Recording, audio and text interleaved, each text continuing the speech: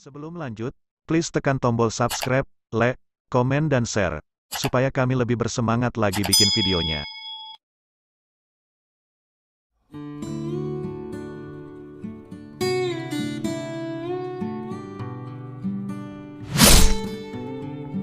Biografi Roky Gerung.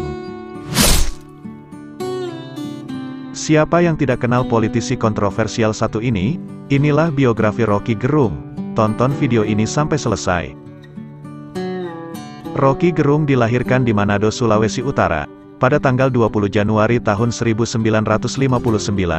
Tidak diketahui jelas bagaimanakah masa kecil dari Roky Gerung. Dilansir dari republika.com, setelah tamat sekolah, Roky Gerung melanjutkan pendidikannya di jurusan Ilmu Politik, Fakultas Ilmu Sosial Universitas Indonesia, pada tahun 1979.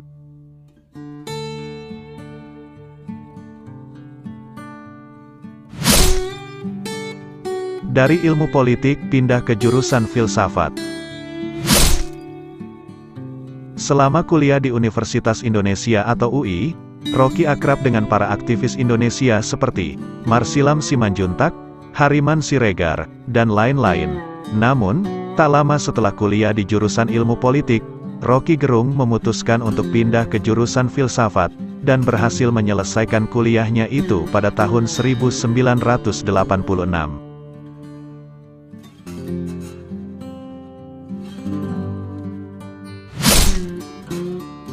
Dosen filsafat Universitas Indonesia.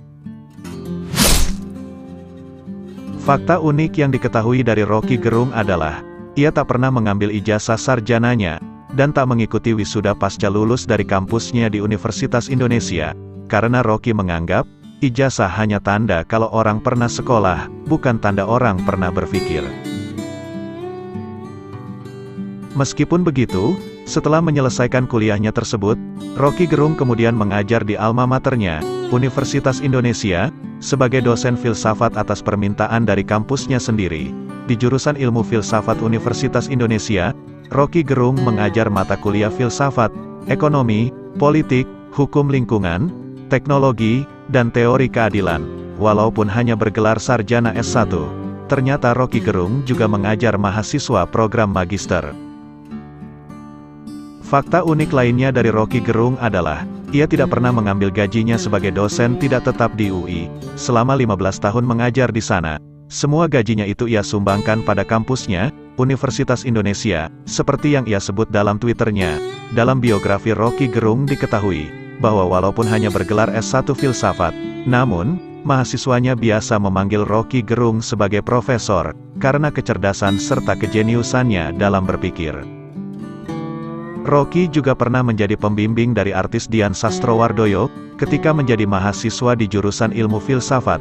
Dalam perjalanan hidupnya, Roky Gerung diketahui belum pernah menikah dan memiliki istri. Dia juga pernah ditawarkan untuk melanjutkan pendidikan di Prancis. Namun ia tolak, karena menurutnya ijazah tidak terlalu penting baginya.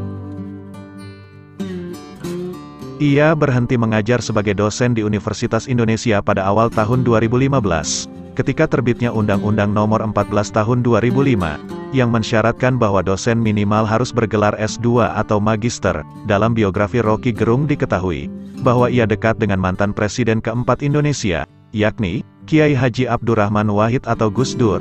Bersama dengan Azumardi Azra dan Gus Dur, Roky Gerung mendirikan Institut Setara, sebuah lembaga yang bergerak di bidang demokrasi serta hak asasi manusia di tahun 2005.